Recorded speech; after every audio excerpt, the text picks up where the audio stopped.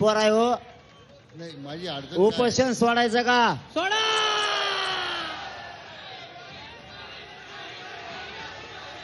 सोडायचं का? फोनवर फिनवर नसतं बोलत मी.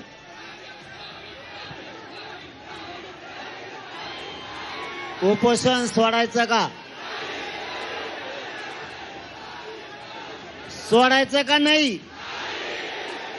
काय म्हणतात? थांबा थांबा थांबा, शांत व्हा शांत व्हा. थांबा रे, थांबा. नाही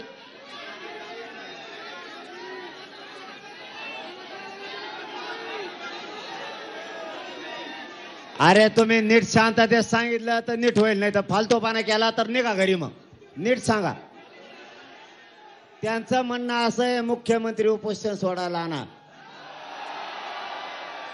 म्हणून ते म्हणतात उपोषण सोडायचं नाही. आपल्यासाठी आपलं काम महत्वाचं आहे, तुमच्यासाठी मी महत्वाचा आहे का तुम्हाला फालतूपणा करायचा आहे? हा मग मी महत्वाचा आहे ना. यांच्या हाताने कोणा उपोषण सोडायचं. आपल्याला गॅजेट पाहिजे होतं, आपल्या लेकराचं कल्याण झालं, गेला विषय खड्ड्यात. नाही म्हणण्याचा उद्देश ते होता. मी जाणून घेतो म्हणून तर पोरं माझ्या संग आहेत.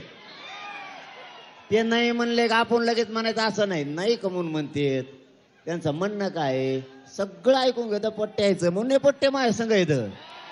त्यांचं म्हणणं होतं मुख्यमंत्री आणि 2 उपमुख्यमंत्री हे यावत मग उपोषण सोडू. पण आपला उद्देश काय आहे? मराठा आरक्षण मिळालं बाद झालं. एखादा येत नाही का मरो का मग इथं बसून मी? मग हे बी कळायला पाहिजे तुम्हाला. त्यांना यायचंच नाही समजा आपलं मराठ्याचं उपोषण सोडायला. का मारता का मला? सोडू का आता? ओके चला धन्यवाद. दम्मानी गावाकडे जायचं. आपल्यासाठी आजचा आपल्यासाठी सोन्याचा दिवस आहे. सोन्याचा गाड्या दम्मानी पळवा. दिवाळी आपल्यासाठी आज दिवाळी.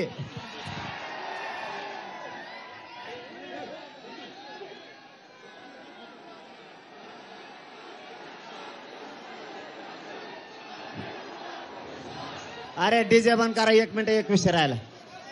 परवा काय झालं मुख्यमंत्री साहेब, लातूरला 2 पोरांनी परवानगी नाकारली म्हणून आत्महत्याचा प्रयत्न केला.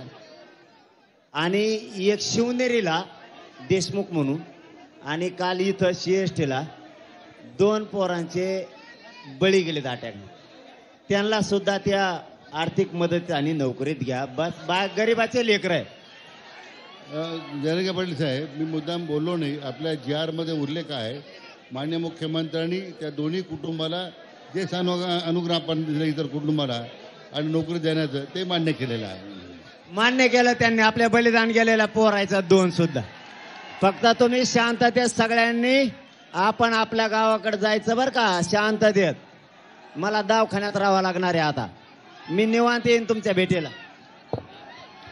छत्रपती शिवाजी महाराज की, छत्रपती संभाजी महाराज की.